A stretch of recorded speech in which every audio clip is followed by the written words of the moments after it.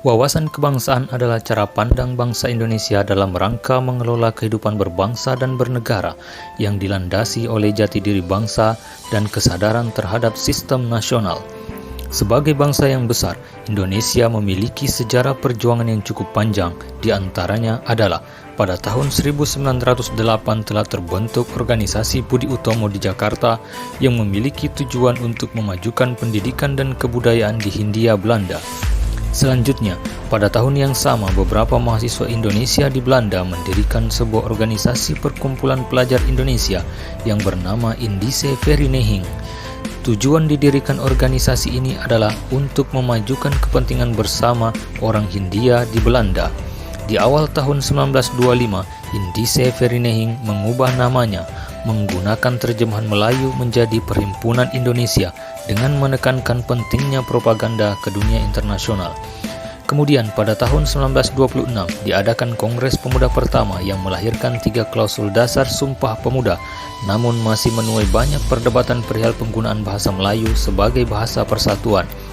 2 tahun kemudian, tepatnya pada tahun 1928, diadakan kembali Kongres Pemuda yang kedua dengan menghasilkan sebuah keputusan dari akumulasi tekad perjuangan kemerdekaan yang mengkristal dalam sebuah sumpah yang dikenal dengan nama Sumpah Pemuda.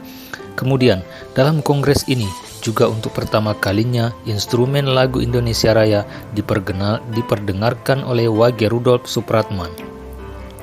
Pada tahun 1945 menjadi puncak dari pergerakan perjuangan bangsa Indonesia dalam merebut kemerdekaan.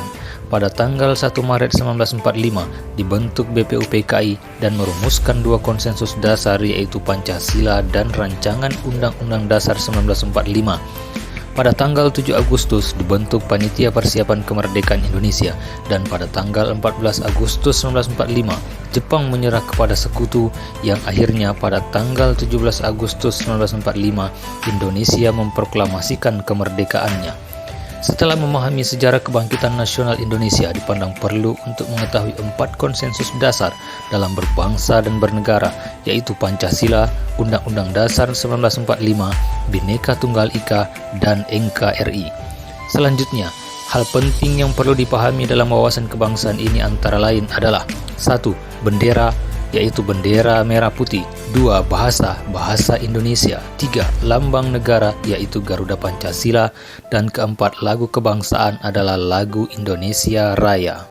Bela negara adalah kebulatan tekad, sikap dan perilaku warga negara untuk menjaga, merawat dan menjamin kelangsungan hidup berbangsa dan bernegara. Nilai-nilai bela negara memiliki latar belakang sejarah yang cukup berat dalam mempertahankan kemerdekaan Indonesia dari imperialisme berulang dari Belanda.